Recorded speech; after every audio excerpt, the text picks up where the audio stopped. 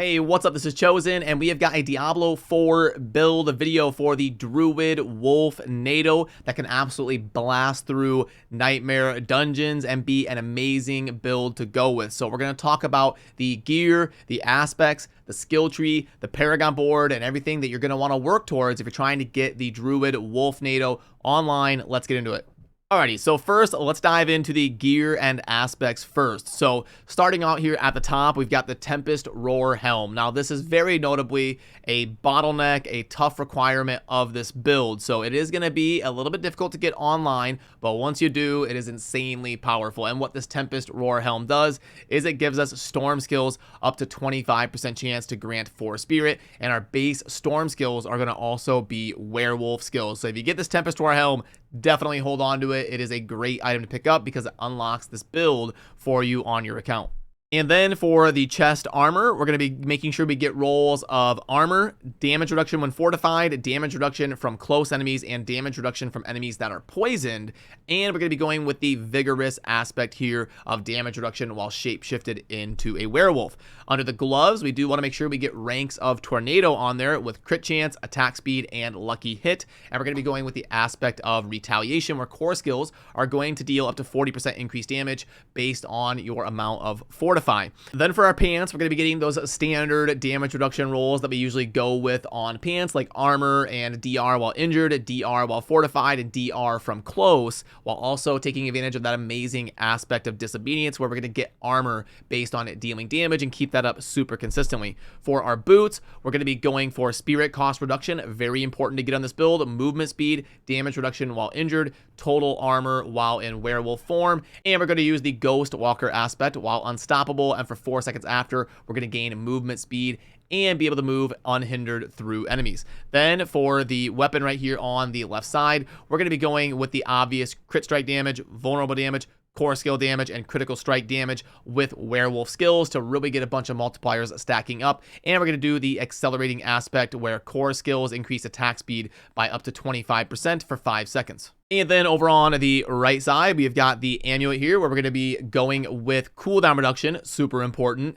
ranks of the Envenom passive. We'll talk about how important that is here on the skill tree in a little bit. Total armor while in werewolf form, and then spirit cost reduction as well on there, while going with the dire wolves aspect, which gives us grizzly rage, now shapeshifts you into a dire werewolf. And as a dire werewolf, you gain up to 25% movement speed instead of damage reduction, and up to a 50% spirit cost reduction bonus. In addition, kills are going to heal you for 10% of your maximum life. So an absolutely ridiculous aspect right there for this build. On the rings, we're going to want them both to have something pretty similar to crit chance, crit damage, vulnerable damage, and lucky hit chance. And then our 2 aspects for the rings are going to be the aspect of the rampaging werebeast, where the duration of grizzly rage is going to be increased, and in addition, critical strikes while grizzly rage is active increase your crit strike damage by 10% for the duration. Again, amazing aspect there. And then we're going to go with the storm chasers aspect here, where tornadoes will seek up to 3 targets just to make the build clear a lot more consistently. Then on our offhand, we definitely want cooldown reduction and crit chance, and then lucky hit and a DR while fortified are going to be very handy as well. And we're going to be going with the Mighty Storms aspect, where the Earthen Might key passive also applies to your storm skills, so we can make that synergize.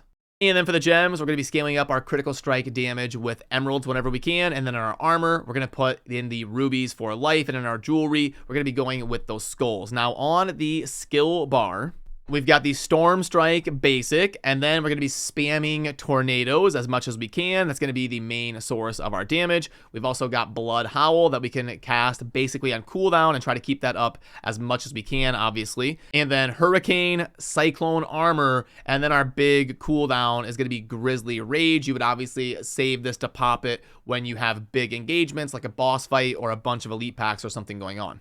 And then for our spirit boons right here, you've got the 10% reduced damage from elites, the 10% maximum life, the extended duration of ultimate skills by 25%, and then also critical strikes while shapeshifting skills are going to heal you, and the nature's magic skills have up to a 10% chance of reducing the cooldown of your ultimate skill, which obviously synergizes super well because Tornado is a nature magic skill. So we're going to be spamming those out and getting our Grizzly Rage to come back online as often as possible so we can pop it for every single big engagement. And worth noting that Hurricane and Cyclone Armor also count as synergizing with a nature magic that will help lower the cooldown of our ultimate skills. And you start to see why all of this kind of synergizes and goes in a nice circle of Druid life to help us crank out tons of damage as we're clearing through a dungeon. Okay, so now for the skill tree walkthrough, we only need to put the 2 points in Storm Strike on the basic here. You take the skill, and then you take the enhanced version. And then we come down here, and we're going to be putting in 1 point in Heart of the Wild just to get to a point where we can max out our wild impulses, because it's going to give us core skills, cost a little bit more spirit, but we get a multiplier to damage. Then, obviously, we're going to get as many points into Tornado as we can. We're going to be spamming these things all over, and we want to take the enhanced version while staying down here on the bottom side where enemies hit by tornado have a chance to become vulnerable for 3 seconds. Obviously in Diablo 4 we need to be proccing vulnerable super consistently, so that's going to make that a way better choice than the damage from tornadoes are going to slow enemies. We definitely want the vulnerable here on the raging tornado. And then going down a little bit, we do want to max out 2 other abilities in Predatory Instinct, because crit strike chance against close enemies is going to be increased, and we want to be critting as often as possible. And then gaining movement speed while in werewolf form is going to be great for helping us traverse maps and clear efficiently.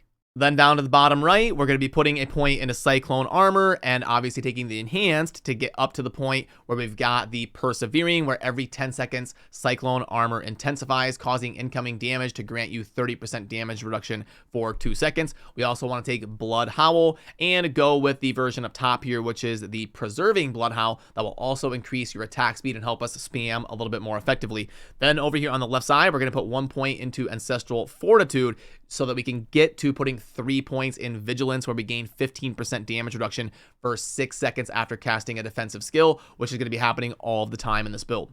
And in the next section, we only want to be getting the 3 points into Nature's Reach, which is going to give us a damage multiplier versus distant enemies when our tornadoes are off hitting things, and then also going to double the bonus if they have a CC effect like slowed, stunned, immobilized, or knocked back.